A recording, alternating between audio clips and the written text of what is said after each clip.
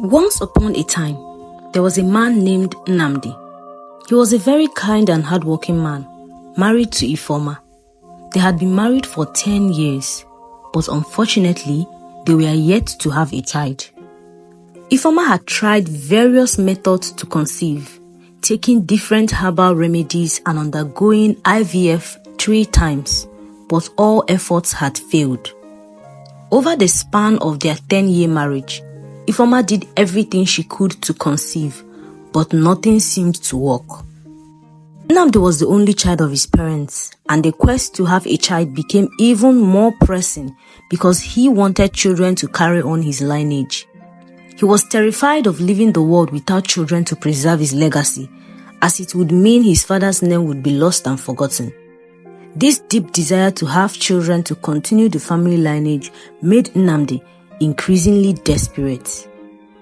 Ifeoma, knowing fully well that Nnamdi was the only child of his parents, felt deeply guilty for not being able to give him a child. She hated herself for this and constantly wished things were different. She felt as though her very existence was a curse and she believed she was completely useless. Realizing there was nothing more she could do, Ifeoma made a painful decision. She resolved to help her husband find a loyal and understanding woman who could bear him children. However, she knew she would need to discuss this with her husband first. One evening, she sat outside their house, waiting for Nnamdi to return from work. As she sat there, lost in thoughts, she kept muttering to herself, her heart heavy with worry and sadness. I just hope you will agree to what I'm about to tell him. Yes, now, let's do it. Before somebody's son will come and say I'm the reason for his downfall in life. He has already started saying secretly that he regrets marrying me. He thought I didn't hear him the other day when he was on the phone with his friend. What can I do? I have to act fast before he gets another strange woman pregnant outside. Since God created me as a woman but refused to fulfill my joy, let me do it this way so that everybody will rest. This mockery is too much. Everybody is on my neck, as if I'm the first woman who hasn't conceived.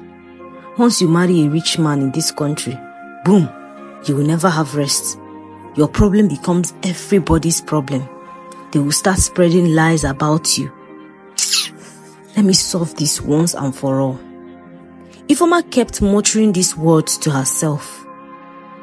It started getting dark and the sun slowly disappeared below the horizon. A few minutes later, Nnamdi returned home. Ifeoma welcomed her husband and served him dinner. As they ate, her heart pounded with anxiety and she could only mutter to herself, God, please help me.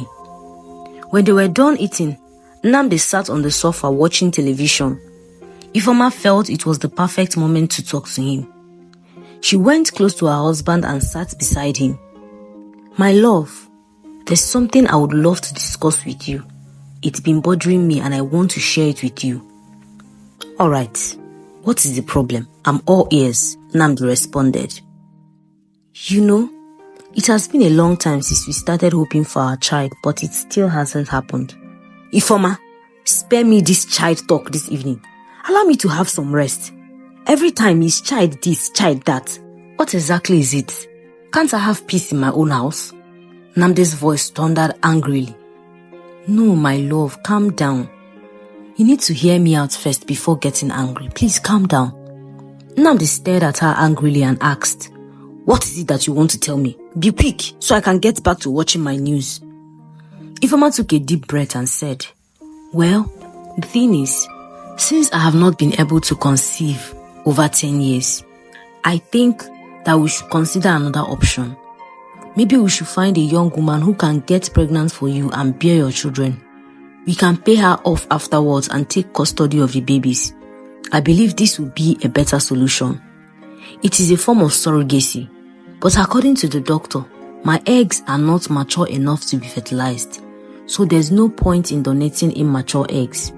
In this case, only your sperm will be needed. However, this must be done strictly under an agreement.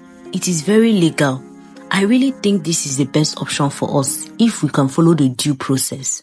Since age is no longer on our side, I'll be 42 next month and you are already 54. There's no point in continuing to wait like this. I suggest we find a girl now. Once you agree, I'll start looking for a girl with good genetics. Nnamdi heaved a deep sigh, turned to his wife and replied, I understand how desperate you are to have a child we can call our own, but this sounds risky to me. I don't welcome the idea, and there's a chance we could be framed for this. But Ifeoma wouldn't listen and began pleading with her husband to let her go ahead with the plan. After a while, her husband reluctantly agreed. Ifeoma was so thrilled that she went to bed feeling overjoyed. The next day was a weekend, so Ifeoma decided to visit her best friend called Amaka to tell her about her plan and intention to hire a surrogate mother that will carry a baby for her. When Ifeoma got to her friend's house, she met Amaka washing some clothes in front of the house. Immediately Amaka saw Ifeoma. She was very excited because it had been a while since they last saw each other. Amaka embraced Ifeoma with happiness written all over her face and welcomed her. Ifeoma and Amaka had been friends for many years. Amaka was only 34 years old, but despite the big difference in their age, their friendship grew stronger because they understood each other perfectly and often told each other everything. But life hasn't been fair to either of them. Amaka was a widow. Her husband, Charles, died 2 years ago due to a strange illness. After his death, Amaka was left with 3 children, with the youngest child being only 3 years old, and she was struggling to take care of the children from a job that she got through Ifeoma after her husband's death. After they entered the house, Ifeoma told Amaka that she had decided to get a surrogate mother who would receive her husband's sperm and give birth to a child for them. I've discussed it with my husband and I finally was able to convince him to accept my proposal. We called the hospital yesterday and the doctor said we can get a surrogate mother if we can afford to pay her 2 million naira. A contract will be signed, and once we have a healthy child, the woman will disappear from our lives forever. Amaka's eyes widened at the amount of money Ifeoma mentioned. It sounded like a fortune to her. 2 million naira? Yes. The husband told us that my husband doesn't need to sleep with the woman. All he needs to do is to give his sperm and they will take care of the rest. Amaka suddenly stood up, pretending to be shocked about what Ifeoma had just told her. Are you kidding me? Why would you even think of such a thing when you have a friend like me? My eggs are very okay and my womb is intact. I can help you out. Ifeoma, you are my best friend. What are friends for? You helped me greatly with this job that you found for me when my husband died. I can carry the child for you and your husband. Instead of giving a huge amount of money to a total stranger, you can give it to me. It will help me feed my kids and help me send them back to school.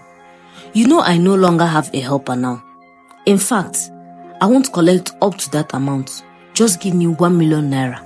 It is okay for me. See it as my way of appreciating you for all that you have done for me. Really? Are you sure? Please think about it very well. It is not a decision you can easily make just like that. You are a mother, so you know the struggles of carrying a child for 9 months. Ifeoma, there's nothing to think about. I want to do it. When should we go to the hospital? I can keep the clothes I'm washing outside and follow you now. Ifeoma felt very happy and glad that Amaka was willing to help her out.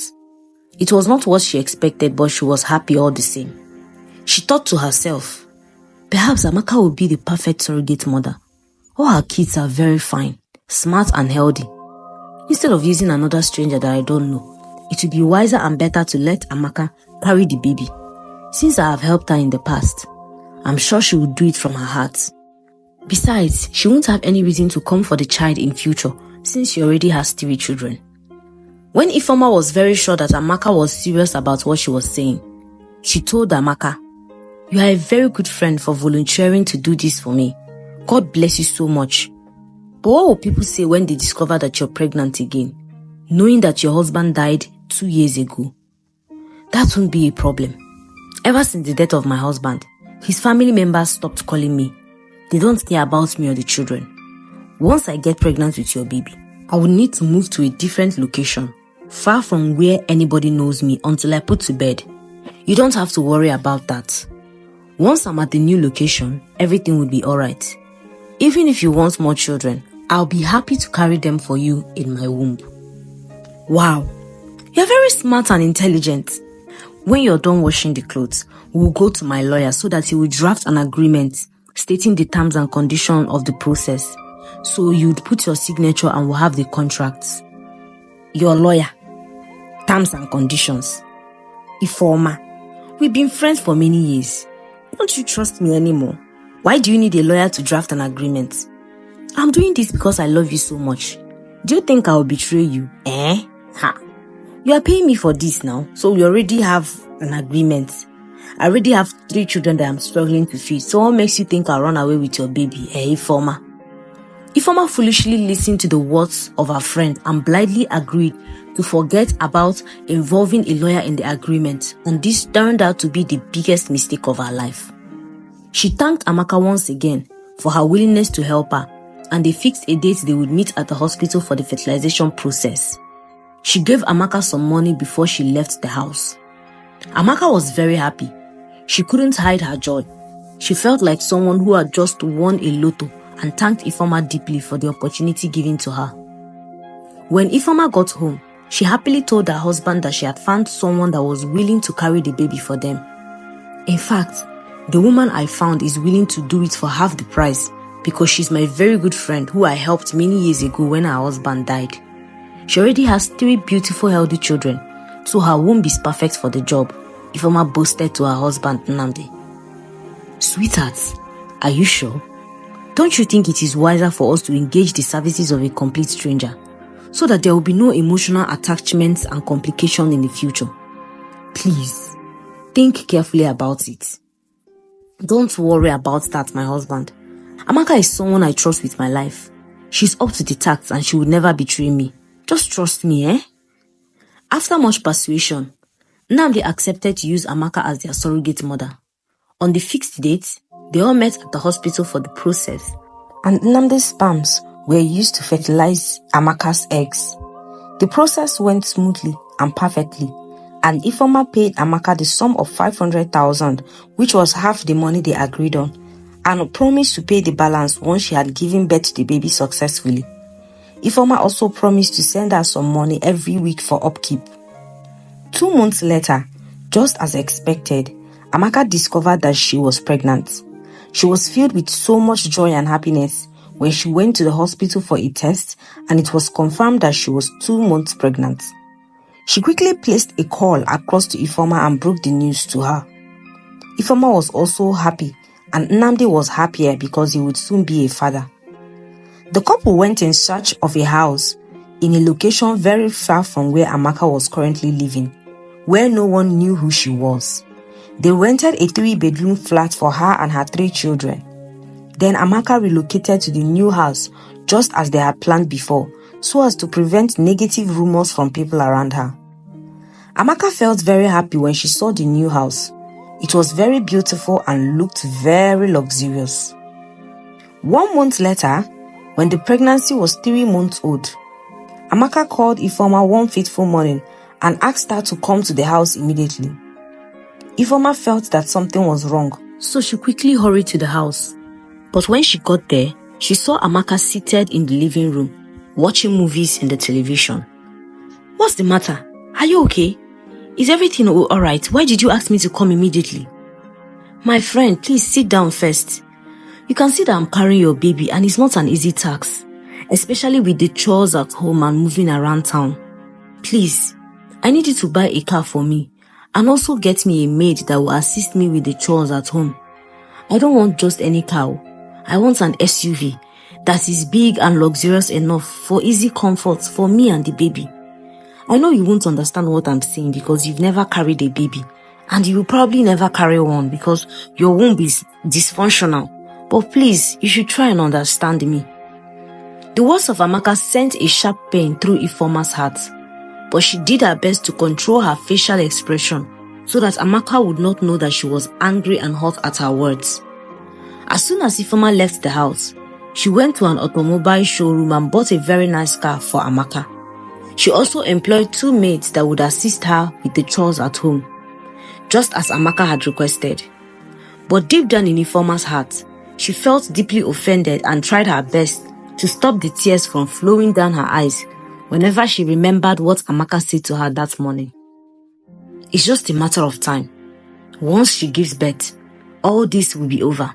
I just have to endure for a few more months and it will soon be over, Ifeoma said to herself. But Ifeoma was very wrong, because it was just the beginning of her problems. 2 months passed and the pregnancy was now 5 months old. Amaka visited Ifeoma at home one fateful weekend without even informing her before coming. Ifeoma was surprised to see Amaka in her matrimonial home. She thought something bad had happened, but Amaka assured her that everything was fine and the baby was doing alright. If all is well, then why are you here, Amaka? What are you doing in my matrimonial home, for crying out loud? You could have called me to come, or at least informed me before coming. I'm sorry, but I'm tired of that house. I want to start living with you. The maids that you employed are very lazy. They make me shout every day. I'm always stressed and you know it is not good for the baby. My children are not making things easier too. They are always disturbing me. I don't have peace of mind. My mental health is at risk. What exactly do you want, Amaka? You asked for a car and I bought you a car. You said the chores are too much and I employed maids for you. But I'm carrying your baby now. Please put me in one of the rooms in this mansion so I can be close to you. It's lonely in the house and you're the only one that understands me. The baby is almost 6 months now. It's a crucial stage. If I'm living with you, you can always observe the baby and be sure that all is well. And if an urgent medical attention is needed, you can quickly rush us to the hospital. I'm not doing this for me. You know I'm doing it for you. Ifeoma was very angry at first, but the words of her friend melted her heart and she tried to see things from Amaka's point of view. Amaka's issue and disturbance was becoming unbearable, but Ifeoma told herself that it was just a matter of time. Once she gives birth to my baby, then all this will be over. I just have to endure for a few more months. Ifeoma agreed to allow Amaka move into her matrimonial home, but this would be the worst mistake she would ever make in her life. Amaka moved all her things and her children to Ifeoma's house and started living with her. Amaka and her children became the second owners of the house. Ifeoma had a very big supermarket where she goes every morning and returns home in the evening, while her husband Nnamdi was hardly at home as well. He goes to the shop very early in the morning and returns home around the same time as Ifeoma, his wife. Amaka and her children were the only occupants of the big mansion in the absence of the couple, so Amaka was like the second madam of the house. She instructs the house chef to cook whatever she wants and the housemaids to wash her clothes and take care of her children. She was practically living like a queen, doing absolutely nothing but sitting around with her pregnancy. 4 months later, Amaka went into labor and gave birth to a healthy, handsome baby boy who looked exactly like Nnamdi. He was a spitting image of Nnamdi, and anyone who looked at him would instantly know that Nnamdi was the father of the child. Nnamdi was extremely happy when he carried the baby in his arms. Ifeoma looked at her husband with joy in her heart because it was the first time she would see him extremely happy since they got married. After they got discharged from the hospital and went back home, Ifeoma noticed that her husband, who was hardly at home, now loved staying at home. Nnamdi named the baby Prince and threw a very big party to celebrate his naming ceremony. Every minute and hour of the day, Ifeoma would see Nnamdi playing and laughing with the newborn baby. She could tell that Nnamdi had gotten so attached to the boy, as if he was the only thing on earth that he cared deeply about. However, Ifeoma was not happy because Amaka was still living with them. Ifeoma met Amaka one morning and told her, "Amaka, I thank you for bringing joy to my family again. Now your job is done here. This is the money, the 500,000, as we discussed. Now it's time for you to leave. I'll always come to pay you a visit." Ifeoma, if you send me away, who will take care of the baby? Who will breastfeed him? Amaka asked Ifeoma, trying to convince her. Well, that is not a problem. I can buy formula since I have never given birth. You see, that's not a wise decision. You need to make the baby healthy. Allow me to breastfeed the baby for at least 6 months before you give him milk. This will help the baby grow more healthy and stronger. Ifeoma understood what Amaka was saying. She decided to let Amaka continue breastfeeding the child and take care of him as his mother. And because of this, Nnamdi was always in Amaka's room to play with the child because the baby was always with its mother.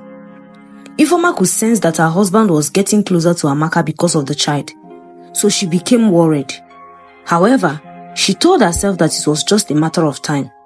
Once the baby is old enough to start feeding on other things, I would pay Amaka remaining balance and send her out of my house. Just a few more months. If I endured the previous months with her, I'm sure I can be patient for a few more months. Whenever Ifeoma saw her husband talking to Amaka or playing with the child in Amaka's room, she would repeat these words in her heart to control her anger and jealousy.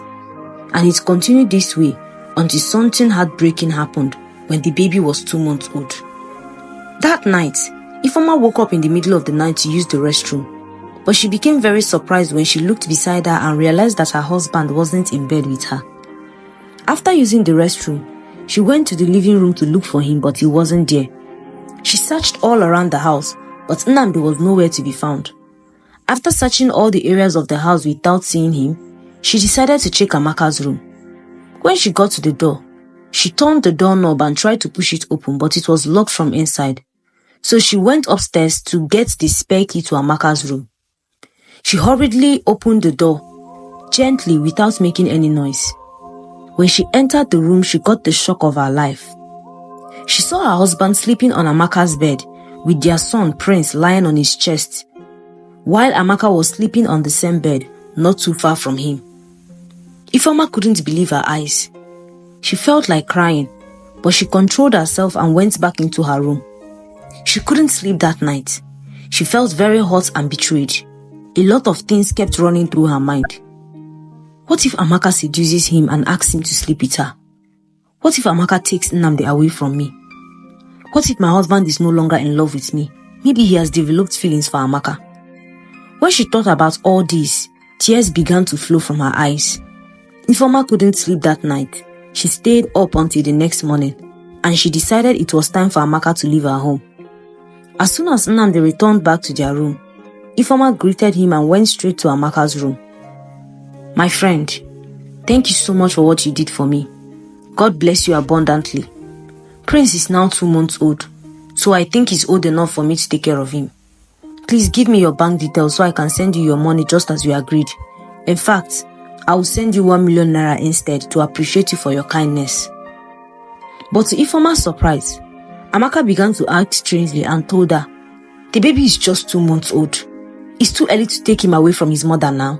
He still needs enough care and attention and love from his mother. He needs to bond with his mother." Ifeoma looked at her in disbelief. She could feel anger creeping into her heart, but she tried her best not to show it. What do you mean by his mother? Our agreement was for you to carry a baby for my family, not for you to nurture it or bond with it. You have already done your part and I appreciate you. So please, hand over the baby and call out your account details for me. Why are you acting like this now? The baby is yours. Am I dragging him with you? I'm just saying you should let him grow a bit more before I hand him over to you." As they were debating and arguing, Nnamdi heard their voices from where he was and joined them inside Amaka's room. Immediately Amaka saw Nnamdi. She told Ifeoma, "Don't you know that a child needs his mother's breast milk for at least 6 months? If I should stop breastfeeding him now, his brain will not mature completely and he won't be smart or agile like his mates. I promise, after 6 months, I will leave your house. It's not about the money.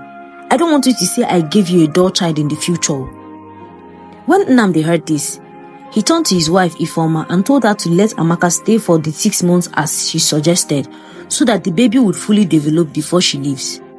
Ifeoma was not okay with the arrangement, but she had no choice but to accept and allow Amaka continue staying in their home because of her husband's interference. Every evening, when Nnamdi returned from work, he would go into Amaka's room to play with his son and Amaka's children. Nnamdi got so attached to them that Amaka's children would always jump in joy and start screaming, "Daddy, Daddy, Daddy," whenever they saw Nnamdi coming back from work. And Ifeoma could see the happiness on Nnamdi's face whenever the children called him Daddy. It's as if he was their father. Ifeoma felt sad and unhappy, but she had no choice but to endure it all. As usual, she told herself it was only a matter of time. As time went on, Ifeoma began to feel jealous, insecure and suspicious. She started telling herself that something must be going on between her husband and Amaka.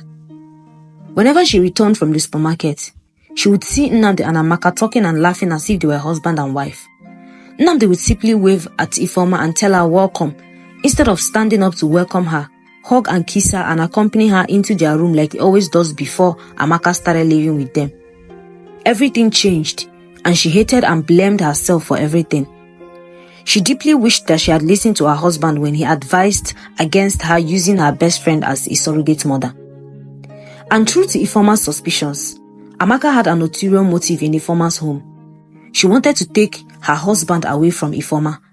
She wanted to win Nnamdi's heart so that he would send Ifeoma away and marry her. Things went from bad to worse, but Ifeoma endured until it was the 6th month, just as Amaka suggested. One fateful evening after 6 months, Ifeoma returned early from the supermarket and entered Amaka's room. "It's been 6 months already, as he suggested. I believe my baby is now fully matured to live with his biological mother. Please give me my baby and go back to the house I rented for you."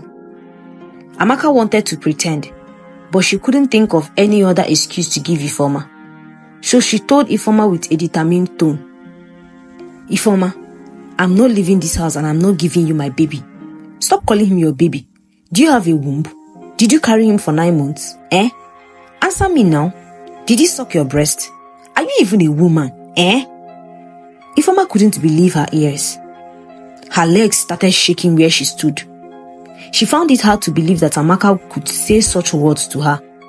The same Amaka who was living in the trenches, who would have died of starvation if she didn't come to her aid. The same Amaka who was jobless and had nothing to eat or a house to live in. The same Amaka that was begging her like a slave for assistance many years ago. "Amaka, you of all people, how dare you say such a thing to me? After all I've done for you. What have you done for me? Please tell me. Is it because of that low-paying job you got for me, or the chicken change you gave me many years ago? You shameless, barren old witch. Am I lying? Do you have a womb? Maybe you have eaten your womb, useless woman." Ifeoma stood and watched as Amaka said all sorts of harsh and wicked words to her. She started crying, but Amaka didn't care. Her heart was very bitter and she had always been a wolf in sheep's clothing. "Please leave my house right now and give me that baby, or else." "Or else what? What can you do? Call the police? What would you tell them? That this is your child? Where is your proof? Show me your stomach. Where is the sign of pregnancy? Senseless fool. You are very ungrateful. After suffering for 9 months to give you a child, you want to throw me out of your house just like that, as if I'm a slave." While they were arguing with each other, Nnamdi returned from work and met the two of them. Immediately Amaka saw Nnamdi, she changed automatically like a chameleon and started talking slowly and softly. "If you want me to leave, then I will leave first thing tomorrow morning. After carrying your baby in my womb for 9 months, this is how you intend to repay me? By chasing me out of your house? No problem, Ifeoma." After she said this, she walked away. Nnamdi, who had just returned, didn't know what had been happening.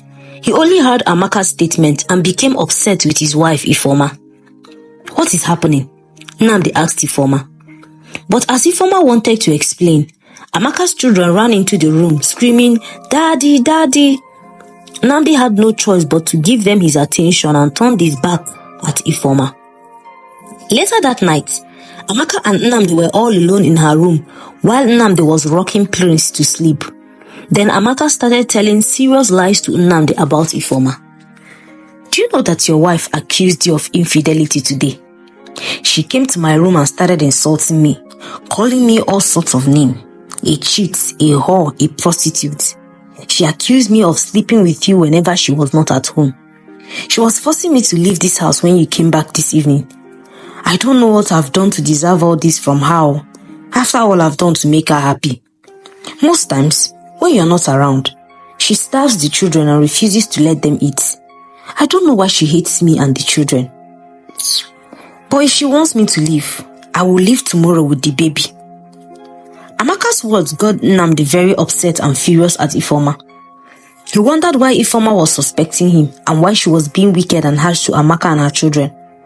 It broke his heart that Ifeoma couldn't trust him and that she could even imagine that he was cheating on her with Amaka. The next morning, Nnamdi told Amaka that she can stay in their house for as long as she wants. Then he went on to warn Ifeoma never to tell Amaka to leave the house again because he didn't want to lose access to the baby. If you had signed an agreement with her in the first place, this wouldn't be happening. I can't bear to lose my son, so bear it in mind that Amaka will continue living with us for as long as she wants. Whenever Nnamdi sees Ifeoma, he remembered the words of Amaka and started to feel hatred towards her. As time went on, Nnamdi started to gradually drift away from his wife and got closer to Amaka. He started enjoying Amaka's company and hardly spent time with Ifeoma. Ifeoma was always feeling lonely, neglected even in her own matrimonial home.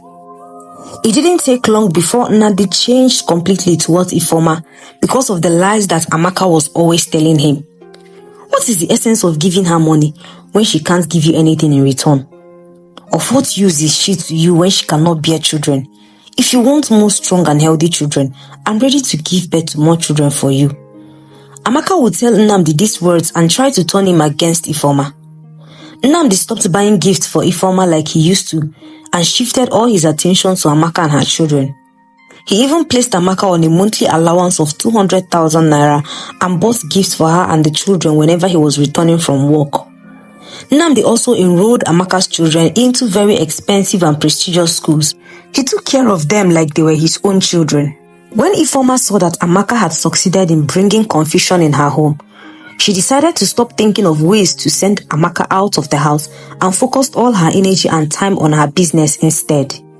She continued living in pain, enduring all that Amaka was doing to her. She decided to ignore them and act as if they did not exist. Until one day, Ifeoma returned from the supermarket that evening and saw a sheet of paper on the table in the living room. She picked it up and read through the contents. Ifeoma could feel her heart pounding faster in her chest as she read through what was written on the paper. The paper was a pregnancy test result from the hospital, which clearly stated that Amaka was 1 month pregnant. Ifeoma became deeply hurt and betrayed. She was greatly shocked by what she saw. How could this be? Does this mean my husband is having an affair with Amaka, my friend, under the same roof? So she has finally succeeded in snatching my husband, my home and my happiness, Ifeoma said to herself as she started crying. As Ifeoma wept, her heart started to get very hardened and bitter and filled with rage. She went into Amaka's room, where Nnamdi was, and confronted him with the pregnancy test results in her hand. Honey, what is the meaning of this? Are you sleeping with my best friend? I think it's high time she leaves this house. It's been over a year already. I don't want her in our home anymore. Which home? Our home. The home that has been silent for many decades without the cry of a baby. If you lay a finger on Amaka or my son, I will send you out of my house and burn all your things. Ifeoma's heart shattered at the words of Nnamdi. She knew it was too late for her already. Nnamdi was a man of his words, so she knew that he meant everything he said. She left the room with tears flowing down her eyes and she started to think. Over my dead body, I would not sit back and watch Amaka snatch my husband and my home. God forbid. I must do whatever it takes to get rid of Amaka and that baby. I would rather die than sit back and watch Amaka steal all that I've labored since I got married to Nnamdi.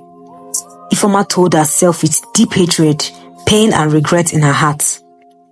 Ifeoma thought of how she would get rid of Amaka and her children, so everything would go back to the way it used to be. She realized it was better to be barren and happy instead of losing her once faithful husband and her beautiful home to Amaka, her evil friend. Ifeoma could not sleep that night. She spent the whole night thinking about what to do.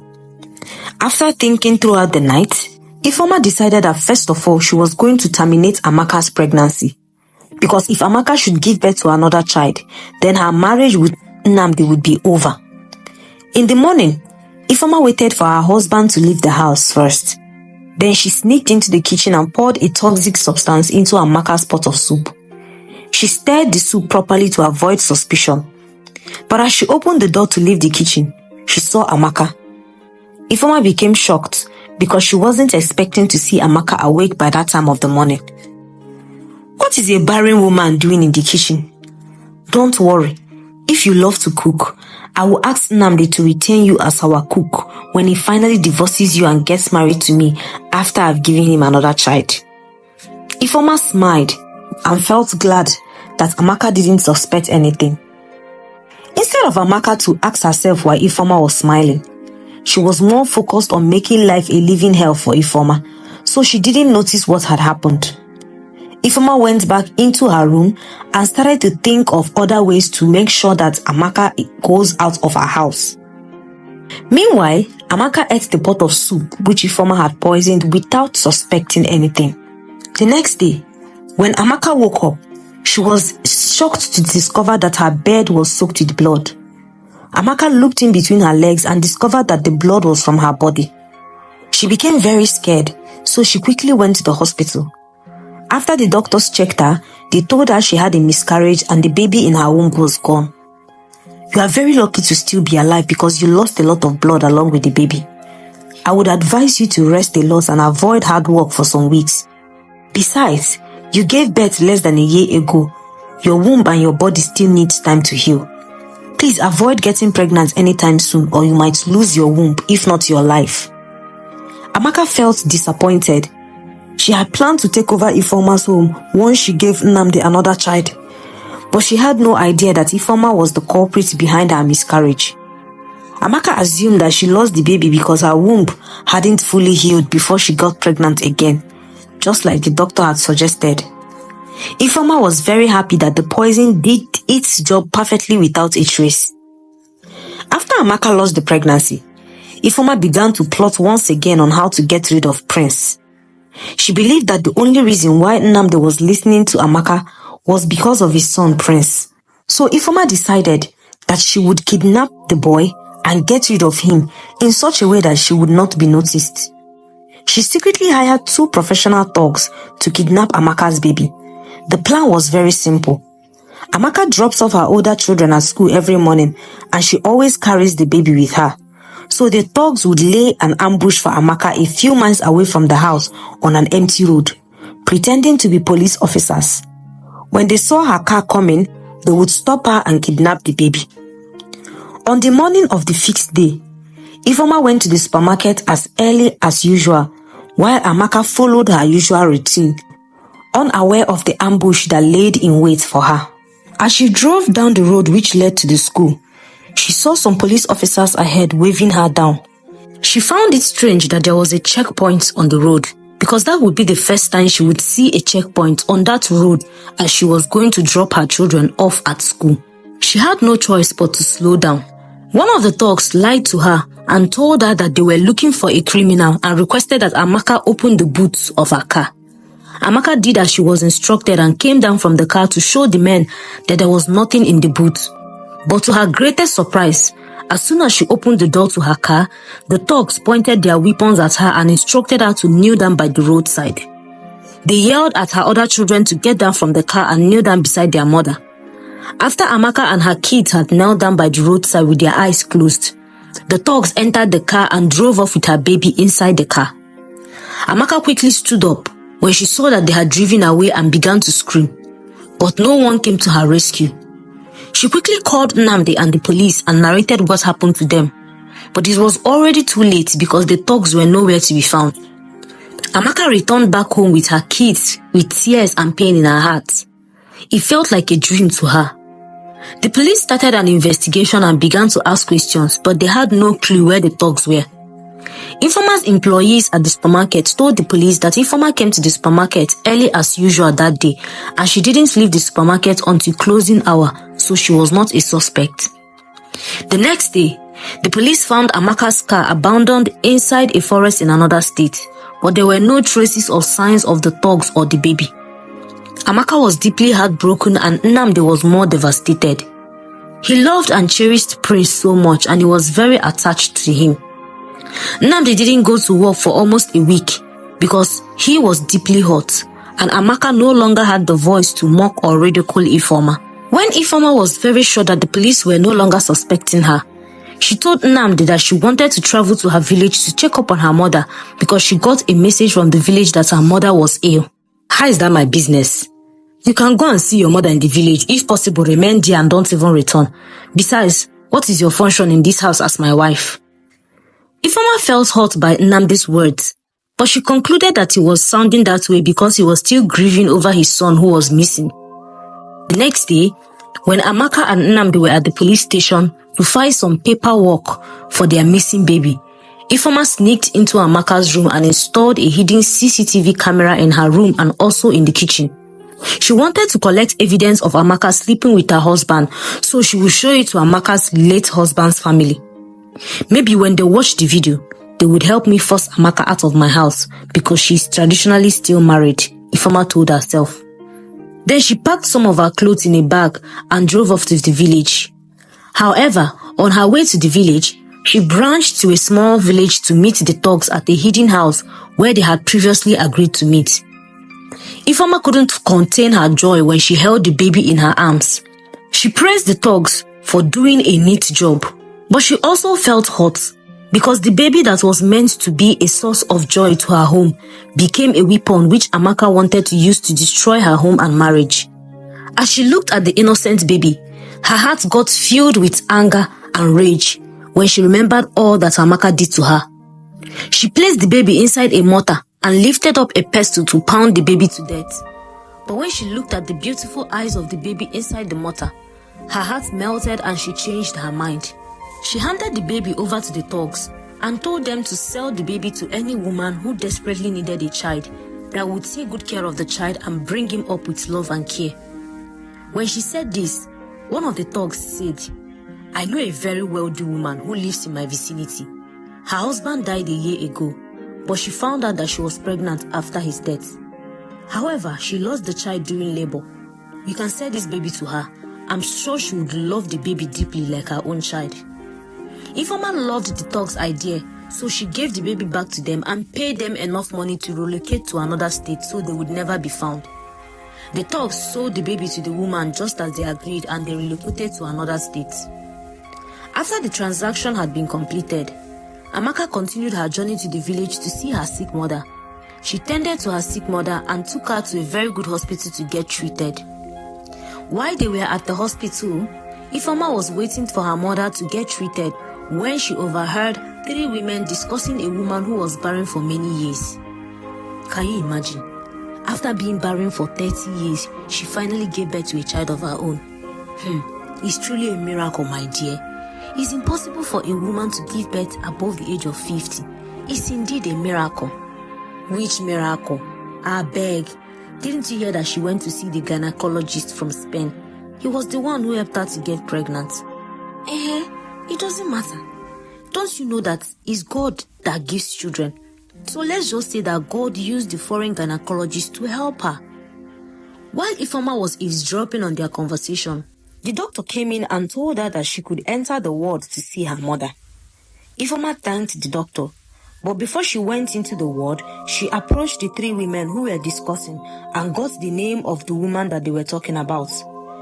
After Ifeoma's mother was discharged from the hospital, Ifeoma went in search of the woman. When Ifeoma got to the house of the woman, she found the woman seated in front of her house, gently rocking her newborn baby. Ifeoma greeted her and said, "I'm very sorry to intrude, but I heard about your miracle. I've been trying for years without progress until I gave up. Could you please tell me what helped you? Please." Ifeoma asked with tears almost in her eyes. The woman looked at Ifeoma with compassion and understanding. She invited Ifeoma to sit with her and told Ifeoma her story with warmth and patience. Years of disappointment, endless prayers, and constant ridicule until she met a compassionate gynecologist from Spain who suggested a new treatment for her, and that was how she got pregnant. Ifeoma listened to the woman attentively, and her hope renewed with each word she heard. Before Ifeoma left, the woman gave her a strange special drug which the gynecologist gave her and instructed Ifeoma to take it immediately after sleeping with her husband. Ifeoma thanked the woman deeply and began her journey back to the city. As she drove to the city, the only thing on her mind was to send Amaka out of her house. When Ifeoma got home, she met Amaka and Nnamdi in the living room, but they were very quiet because of the disappearance of the baby that took them by surprise. Ifeoma greeted her husband and walked into her room. She brought out her laptop and started to watch the videos that were recorded through the hidden CCTV she installed before her travel to the village. She watched and watched for hours until she saw a footage that shocked her to the bones. In the video, she saw Amaka entering her room with a tray of food. Amaka carefully placed the tray of food on a table and brought out a strange paper. Ifeoma watched the video and saw Amaka opening the paper. Then she poured some white substance into the food. When Amaka was done, she squeezed the paper and hid it. Then she turned the food very well and covered it. Some minutes later, Nnamdi entered the room and ate the food which Amaka secretly put something in. Ifeoma couldn't believe her eyes. She rewinded the video and watched it again to be sure she wasn't hallucinating. Then she copied the video to her phone and stormed into the living room. "You, this heartless witch, listen to me carefully. I want you to go into your room, pack your belongings and leave my home right now with your children." Amaka was shocked at Ifeoma's audacity. She had always known Ifeoma to be soft and calm, so it surprised her that Ifeoma had the courage to speak to her in that manner. Nnamdi saw what was happening and told Ifeoma to shut up, but Ifeoma started to laugh out loud. "You foolish man, you don't even know what she's doing to you. She wants to kill you like she killed her late husband." "What do you mean by that? My husband died a natural death due to strange illness. How dare you accuse me falsely? You can stop pretending now, please. I have caught you red-handed. You think you can kill my husband like he killed yours? God forbid, over my dead body." "Ifeoma, what has gotten into you?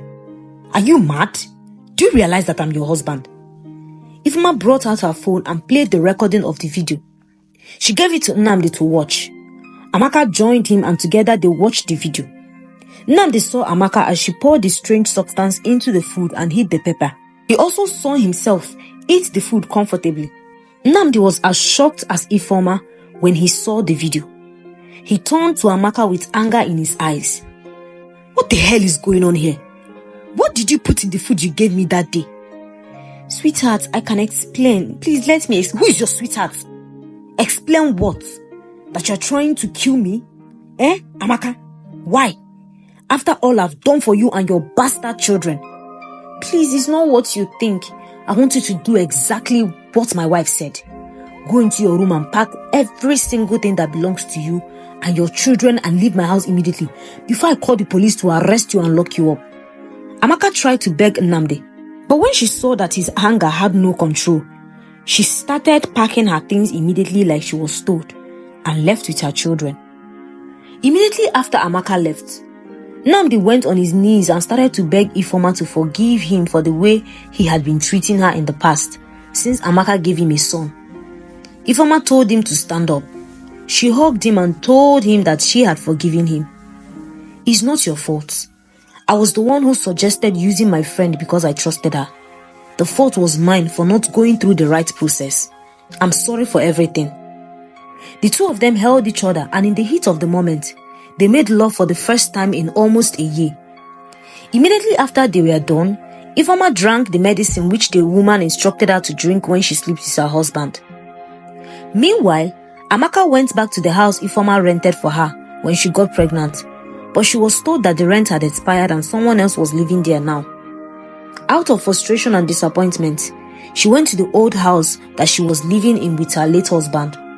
She removed her children from the prestigious school Nnamdi had enrolled them in because the school fees were very expensive, and enrolled them in a local school.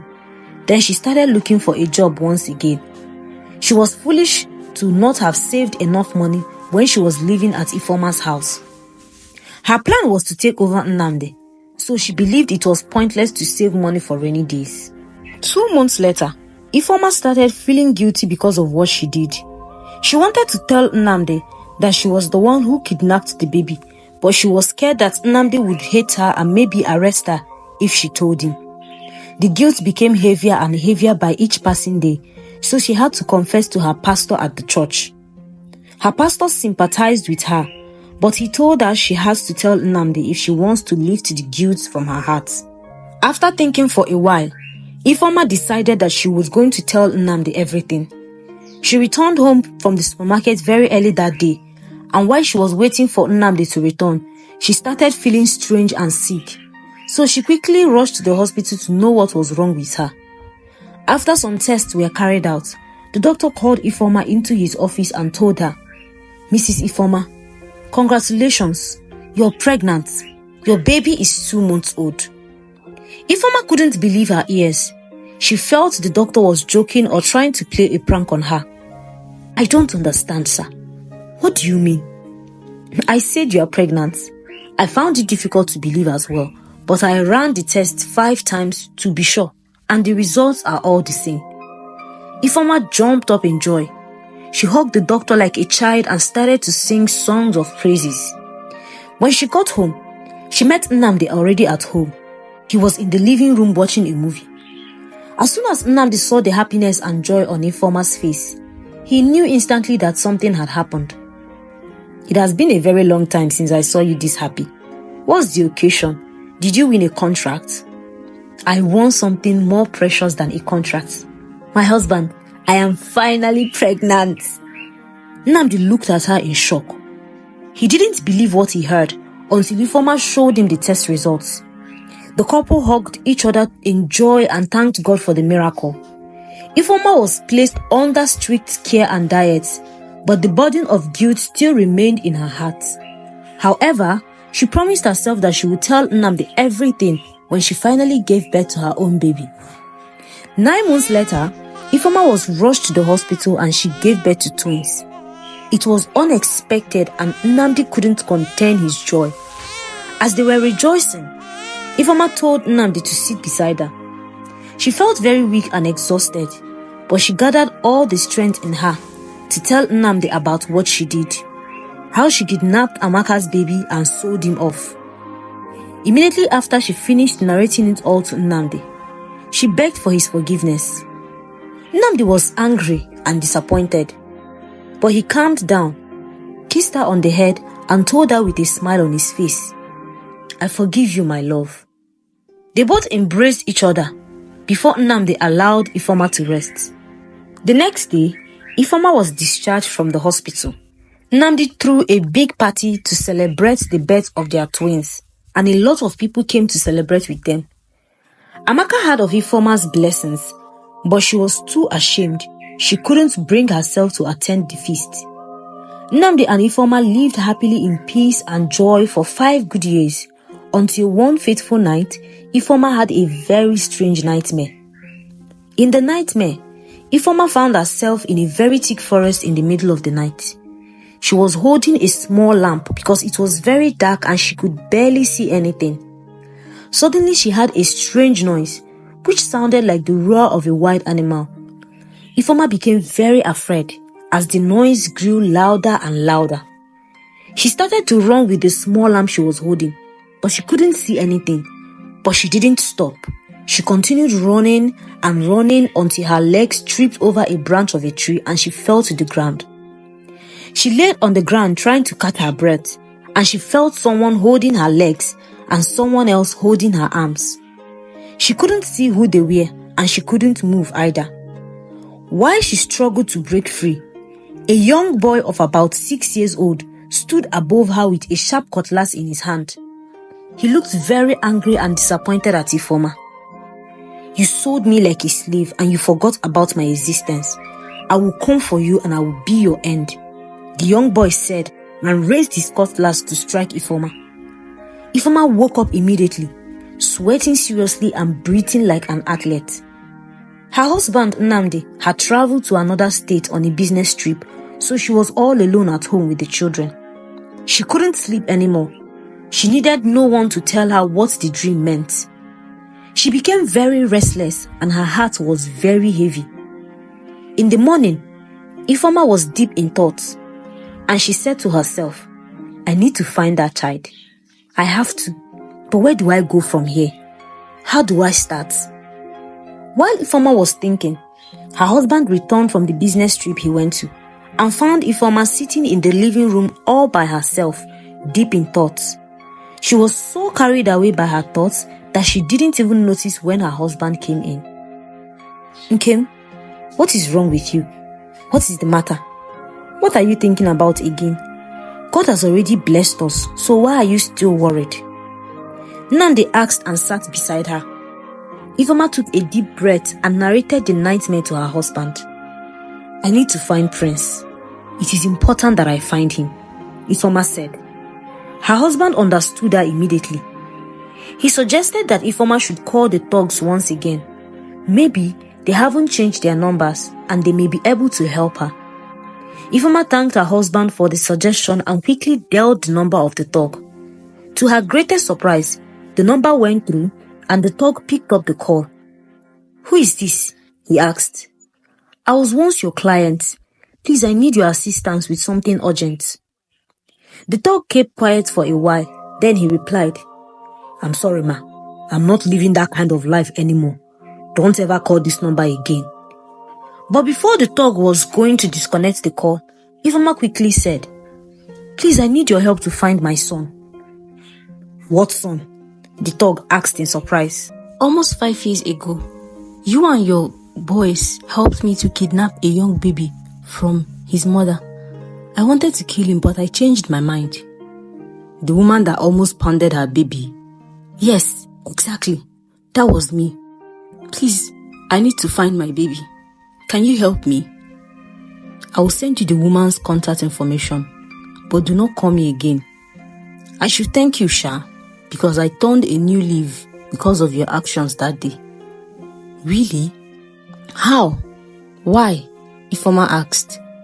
If I were in your shoes, I wouldn't spare that child, but you were very compassionate. You chose to give it to a mother in need and you still paid us for the job. I was deeply touched. Immediately he said this, he disconnected the call and a text message entered Ifeoma's phone almost immediately. Ifeoma showed her husband the text and they both began their journey to a different state to find the woman. It was not an easy journey, but when they got there 3 days later, the woman lived in a very big mansion, even more luxurious than that of Nnamdi. They rang the doorbell, but no one answered. They rang it a few more times, but just as they were about to turn around and give up, a young, handsome boy opened the door. Yes, who are you looking for? The young, handsome boy said innocently. Nnamdi looked at the boy and recognized him instantly. It was Prince, his son. He looked so handsome and cared for. As soon as Ifeoma wanted to say something, the woman showed up at the door. Good afternoon. Please, how may I help you? The woman said, and then she looked at the boy and said, Gabriel, how many times have I told you to always greet strangers first before anything? The young boy apologized to the woman and also apologized to Nnamdi and his wife, greeted them, and then they went into the house. Inside the living room, Ifeoma saw pictures of Gabriel and the woman everywhere. It happens that the woman had renamed Prince Gabriel. They looked so happy and joyful together. Gabriel had many toys and even a grand piano all to himself. Ifeoma couldn't take her eyes off the boy and Nnamdi couldn't stop smiling. He's smart.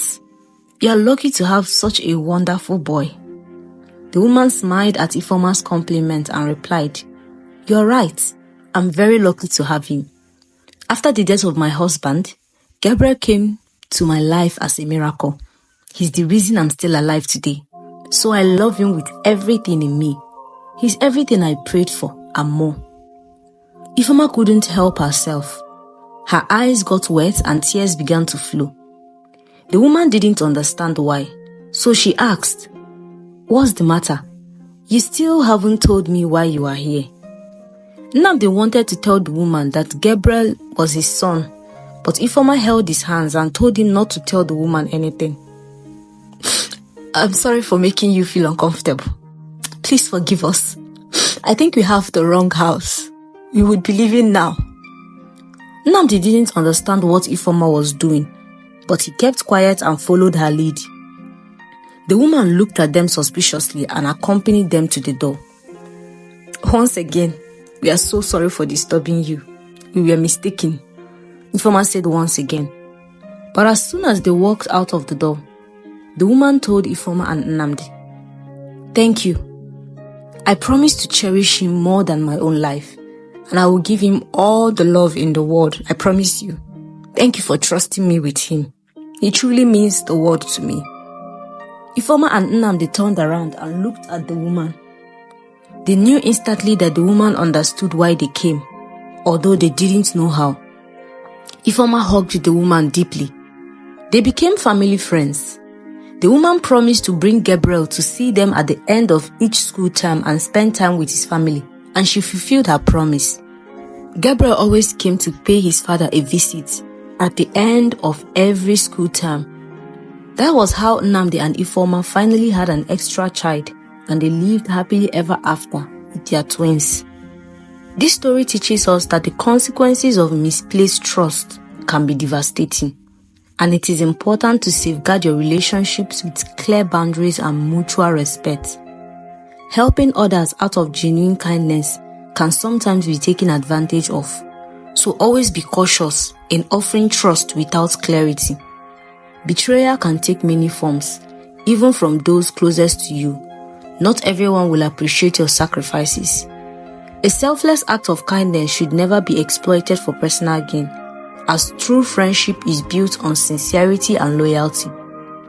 A true solution to personal problems should not come at the expense of others, and those who attempt to manipulate others will eventually face the consequences. Family bond, once threatened, can be rebuilt with faith, love, and the strength to overcome adversity. No matter how difficult the journey is, never lose hope, as new opportunities can bring the fulfillment you seek in unexpected ways. Forgiveness and wisdom can lead to new beginnings, while betrayal and deceit can only bring destruction.